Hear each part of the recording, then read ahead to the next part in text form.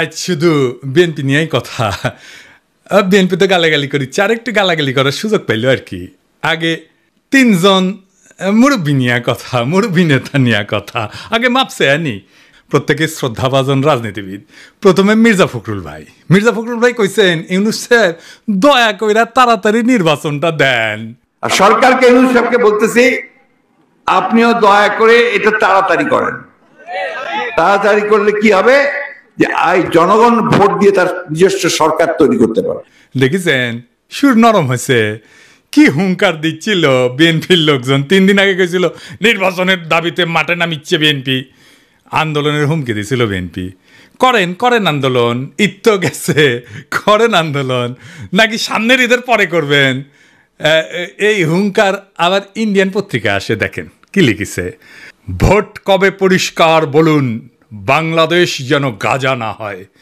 সংস্কারের দোহাই দিতেই ইউনূসকে তোপ বিএনপির সাফ কথা, এদেশের মানুষ নিজস্ব সরকার দেখতে চায়। দেখি যাও ইন্ডিয়ান পত্রিকায় কি হেডিং দিছে। ইন্ডিয়ানদের নির্বাচন নিয়ে তো কুরকুরে নি কেন বলেন তো? আমরা যদি আমাদের আক্কেল কাজে লাগাই, ইন্ডিয়া জিন্দেগিতে এমন কিছু বলবে না বা এমন কিছুতে সাপোর্ট করবে না যাতে বাংলাদেশের মানুষের ভালো হবে। ইন্ডিয়ানরা যা বলবে ঠিক তার উল্টা দিকে দাঁড়াবেন। ইন্ডিয়া যদি বলে না নির্বাচন এখন দা ঠিক হবে না, প্রফেসর ইউনূসের সরকার আরও থাকুক, আপনি তখনই কবেন প্রফেসর ইউনূসের পদত্যাগ চাই, প্রফেসর ইউনূস ক্ষমতা ছাড়ো, বুঝাও। রাজনীতি কালে খুব জটিল কিছু না, ইন্ডিয়া যা কবে তার উল্টা দিকে আমাদের মঙ্গল। আর বাংলাদেশের কারো কথা যদি ইন্ডিয়ার সাথে সবসময় মিলে যায় তাহলে বুঝবেন ওই হালায় কলকাতা হারবাল খাইছে, হালা ইন্ডিয়ান মাল। মির্জা ভাই ইঙ্কা করে কলে তো হবি না, আপনাকে না গান গাওয়া লাগবি, গান গেয়ে কওয়া লাগবি। একটা গান বানিয়েছি শুনবেন, হ্যাঁ বাড়িতে না প্র্যাকটিস করে মাইকের সামনে গাবেন। আমরা কব ফাইন হয়েছে মির্জা ভাই, শুনবেন, শুনেন। নির্বাচন আহা নির্বাচন, নির্বাচন চাই নির্বাচন, তা না হলে ইউনূস যাবে নির্বাসন। দিতে হবে নির্বাচন এই ডিসেম্বরে, তা না হলে আন্দোলন রাজপথে ঘরে ঘরে। আর নয় আন্দোলন রোজা ঈদের পরে, এবার হবে ঠিক ডিসেম্বরে নির্বাচন আহা নির্বাচন। এইবার আসেন দেখি বিএনপি কেমনে ইন্ডিয়ান পয়েন্ট ফেরি করে, সেটাই না দেখি। বিএনপির রিকমেন্ডেশনে হওয়া পররাষ্ট্র উপদেষ্টা তহিদ সাহেব আর বিএনপি নেতার ছোট ভাই জসিম আচ্ছা না এডিটার সাহেব এটা দেখান না এই জসিমের ম্যান পিট মেলা দিন দেখি না, এটা দেখান না।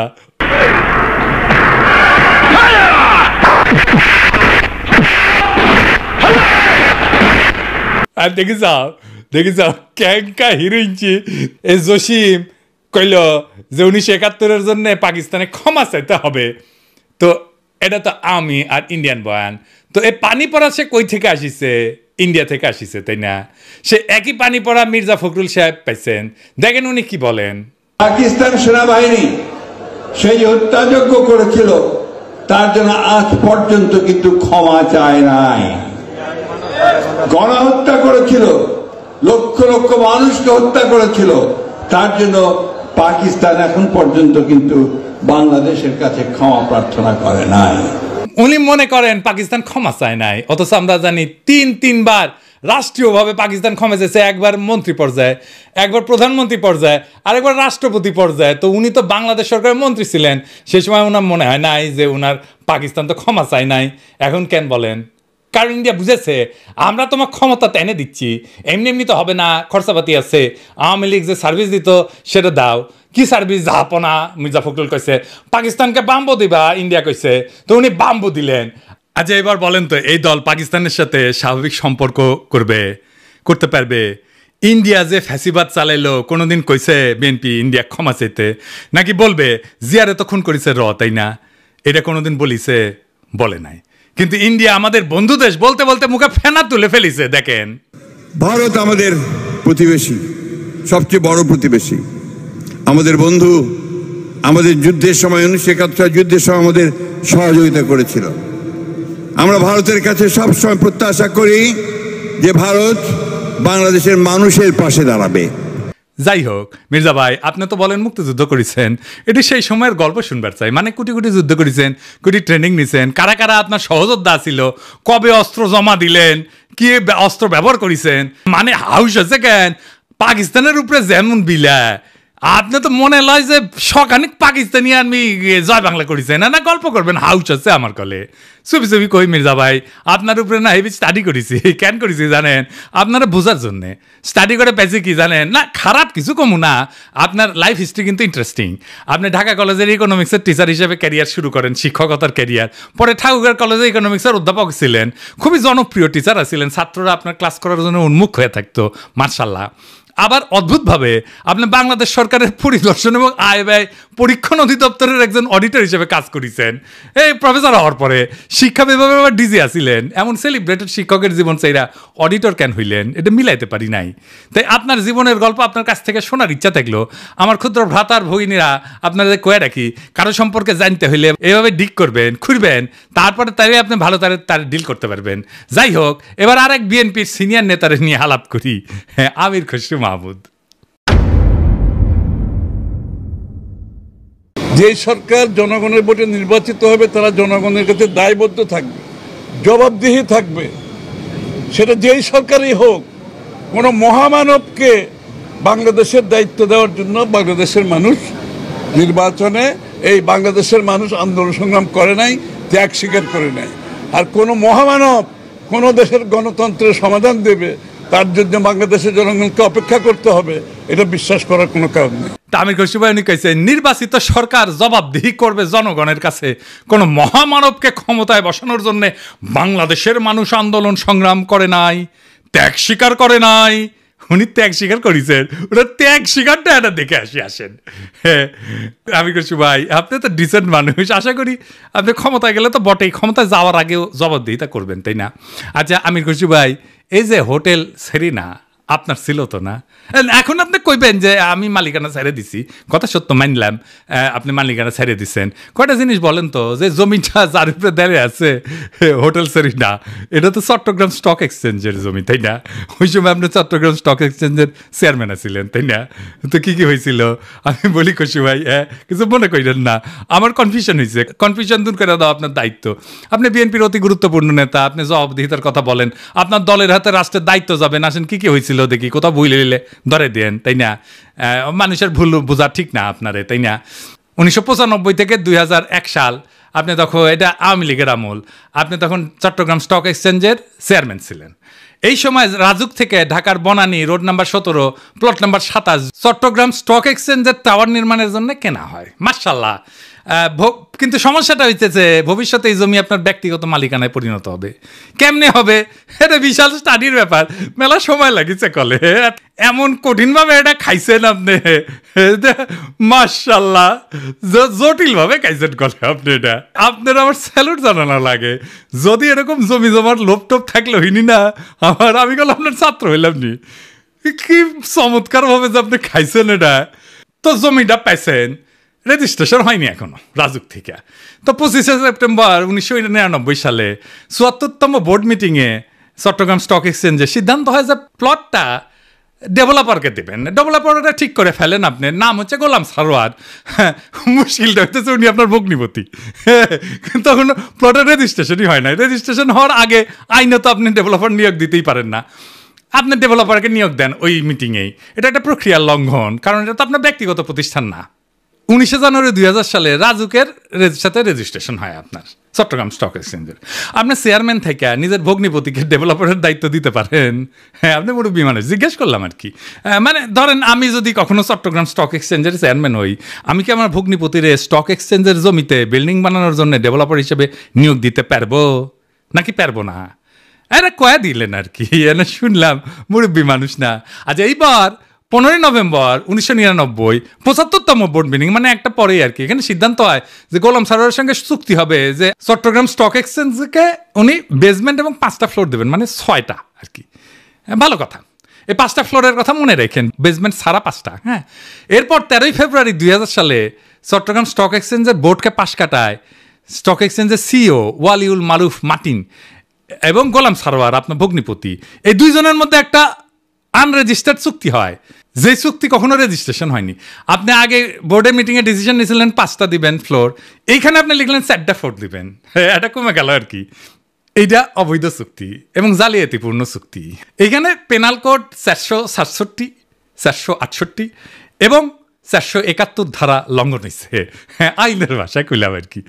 তো 74 এবং 75তম বোর্ড মিটিংয়ে গোলাম সারোয়ারকে ব্যক্তিগতভাবে ডেভেলপার হিসেবে নিয়োগের আলোচনা হয়, কিন্তু সিইও যে সিগনেচারটা করলো না যে 4টা মিটিংয়ে, ওইখানে হোটেল সারেনার মালিক হিসাবে তার সাথে এগ্রিমেন্টটা হইল। সারেনাকে তখন হয়নি যখন আপনি বোর্ড মিটিং করেছেন, বুঝছা?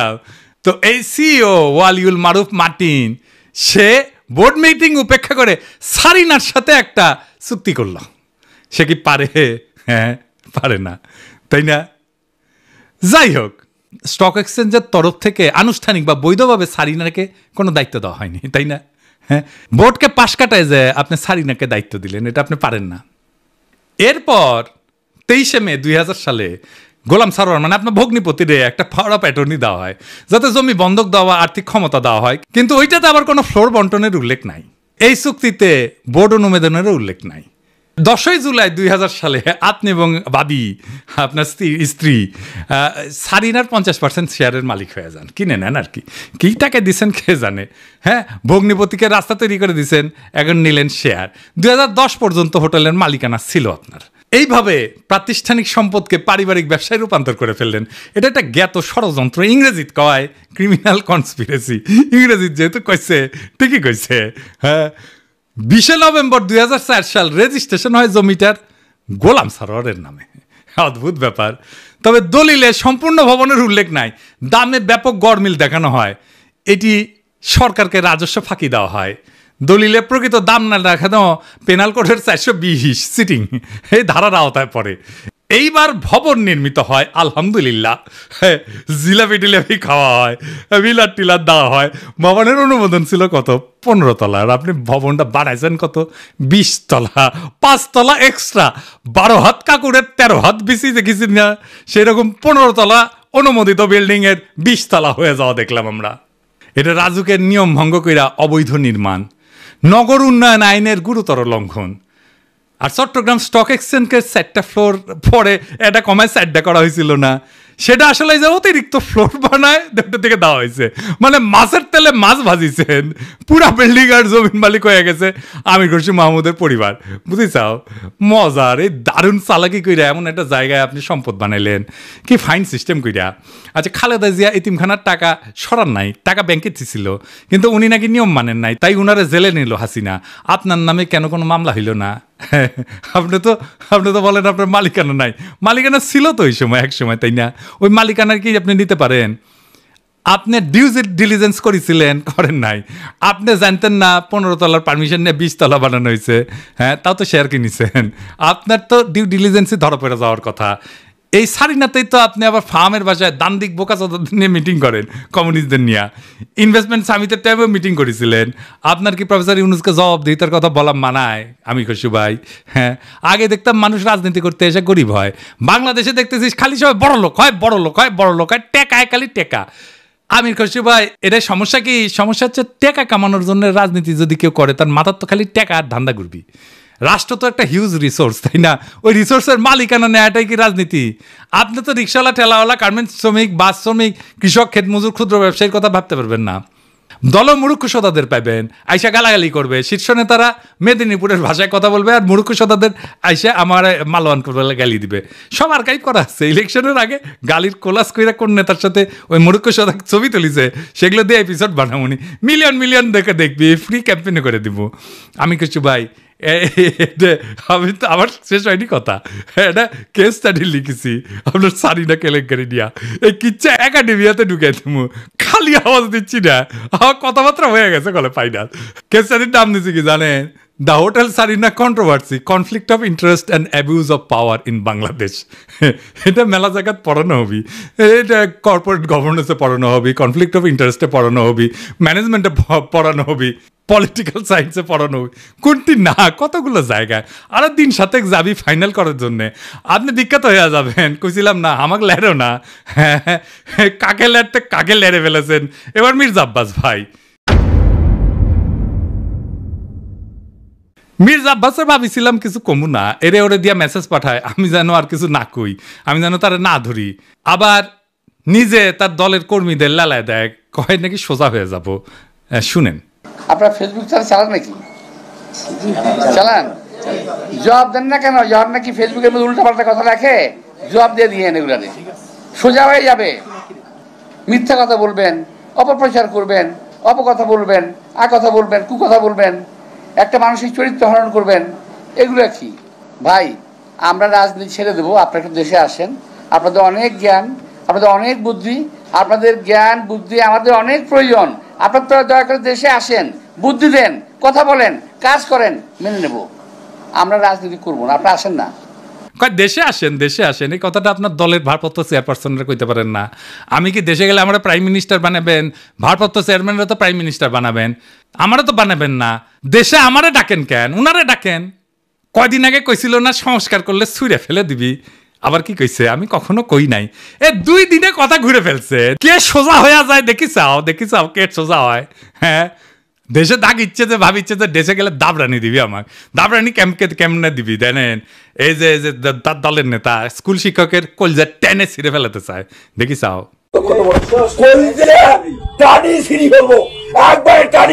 তোমার সেনো তুমি চলো, তোমার খারাপ খুব আমাদের একবারে নিশ্চিন্ন করে দিব। তোমার কি পালের কথা বলো তুমি? সেনো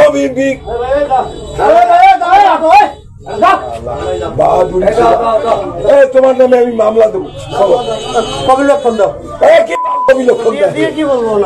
কি বলবো ও দাও, আমি ও থানা দেয়া, আমি ওখানে ইসরায়েল লিখবো, লিখি ওকে অ্যারেস্ট করে দিয়ে তারপরে আমি আসবো। কুড়িগ্রামে কি কয়, ক্ষমতা না আসতে আসতেই এই শুরু করেছেন। ক্ষমতা গেলে কি করবেন এটা পাবলিক জানে। আপনাদের তো উন্নতি হইতেছে না, ক্রমাগত অবনতি হইতেছে। দুঃশাসন শুরু করলে আবার লড়াই শুরু করব। দেশের মানুষকে তো আর অরক্ষিত রাখা যায় না। মির্জা আব্বাস ভাই, আমি সোজাই আছি, কিন্তু আপনারা একেবারে ফ্ল্যাট করে দেবো, একেবারে হুতায় দেবো, উঠবার পারবেন না। এই বুড়া বয়সে আপনি কল্পনা করতে পারতেছেন না আপনারা আমি কোন দিক দিয়ে ধরবো। মিশা কথা আমি কইছি, কোন কথাটা মিশা কইছি কইবেন? হ্যাঁ, কোন সেক্টরে মুক্তিযুদ্ধ করেছেন, কার সাথে যুদ্ধ করেছেন? আমি নানাভাবে ক্রস চেক করিয়া কইছি আপনি বালের মুক্তিযুদ্ধ করেছেন, মুক্তিযুদ্ধের নামে মিথ্যাচার করেছেন। দিন বদলাইছে মির্জা আব্বাস ভাই, শেরের উপরে সোয়াশের আছে। শোনেন মির্জা আব্বাস ভাই, মানুষের 3টা জিনিস ডরায়, এই ডর দেখায় মানুষের শাসন করছেন এতদিন। জানের ভয়, সম্মান হারানোর ভয়, আর সম্পদ হারানোর ভয়। আমার জানের ভয় নাই, সম্মান হারানোর ভয় না, আমার সম্মানই নাই। আপনি কি নিবেন? আর সম্পদ এটাই, এই যে এটা কেড়ে নিতে পারবে না কেউ। আপনার লেসপেন্সারদের পিছে লেগে দিতে পারেন, বালটাও শিখতে পারবেন না। বাংলাদেশের পলিটিশিয়ানরা দুধে দেওয়া তুলসী পাতা না, সব বিগ শটের আমল নামা বাইর করবো টাই না। এইভাবে এই দুর্নীতি আর দুর্বৃত্তায়নের খাজে খাজে বাংলাদেশের রাজনীতি আজকাল এক অলিক নাট্যশালায় পরিণত হয়েছে, যেখানে দাবি দেওয়া আর আচরণ 2টা ভিন্ন গ্রহে বাস করে। এখানে কেউ মুক্তিযোদ্ধা হয়েও যুদ্ধের ইতিহাস বিকৃত করে, আবার জনগণের শাসনের বুলি আওড়ায় চতুরতায় জনগণের সম্পদকে ব্যক্তিগত সম্পত্তিতে রূপ দেয়। আজ যারা ক্ষমতার বাইরে তারা জবাবদিহিতার গান গায়, কাল যখন তারা ক্ষমতায় তখন জবাবদিহিতার ঊর্ধ্বে ওঠায় হয় তাদের অভিষ্ট। রাজনীতি আজ জনগণের না, নিজের ভাগ্য বদলানোর জাদুর কাঠি। আজ যে দল ইন্ডিয়া বিরোধী স্লোগানে জ্বলে ওঠে, তার বয়ানি আবার ভারতীয় লাইন টু লাইন কপি হয়ে ফিরে আসে ঢাকার রাজপথে। যারা বলেন আমরা নির্বাচিত সরকার চাই, তারাই আবার নির্বাচন আগে নয় পরে টাইপের গানের লিরিক গায়। কেন? হ্যাঁ, কারণ এবার মিউজিক ইন্ডিয়া বানাইছে। আর আপনি যদি জনগণের পক্ষ নিয়ে কথা বলেন, আপনাকে বলা হবে তুই কিসের দেশপ্রেমিক। অথচ প্রশ্ন করার সময় এখনই। জানতে চাই, আপনি যদি জবাব দিতে চান, নিজে কবে জনগণের সামনে দাঁড়ায় জবাব দিচ্ছেন? একবার বলেন, একবার দিচ্ছেন জবাব? জনগণের সামনে দাঁড়ায় জিন্দগিতে দেন নাই, এখন জবাব দিতে চাইতেছেন আপনি প্রফেসর ইউনূসের কাছে। বাহ, মজা আরই মজা। আপনি যদি বলেন দুর্নীতি হবে না, আপনি নিজের জীবনে কোন অধ্যায় প্রমাণ করছেন? দেশের মানুষ সব বুঝে, বোকা না। এখন কেউ চোখ বন্ধ করে ভোট দেয় না। তারা জানে ঢাকা শহরের প্রত্যেকটা বিল্ডিং এর ছায়ায় লুকায় থাকে এক একটা রাজনৈতিক ষড়যন্ত্র, একটা দুর্নীতির ইতিহাস। এখন সময় আসছে গলা ছেড়ে বলার, এই দেশ কারো বাপের না, পারিবারিক ব্যবসা না। এদেশের জমি, গ্যাস, শিক্ষা, ভোট সবই জনগণের সম্পদ। আর এই সম্পদের হিসাব চাই, জবাব চাই, বাম ডান না, ন্যায় অন্যায়ের মাপকাঠিতে। কারণ আজ আপনারা রাষ্ট্র ক্ষমতা নেওয়ার কথা বলতেছেন, নির্বাচনের কথা বলতেছেন, আপনার বগলে পুরানা লুটের খতিয়ান। এই বাংলাদেশকে আমরা বদলাবো, বাংলাদেশকে আমরা আমাদের স্বপ্ন দিয়ে সাজাবো, আমাদের বর্ষা বিপ্লবের স্মৃতি দিয়ে ভরাবো। এই দেশ আপনাদের মতো নেতাদের না। এই দেশ প্রত্যেক জনতার, প্রত্যেক নাগরিকের। এই দেশের মালিক আমরাই আমজনতা।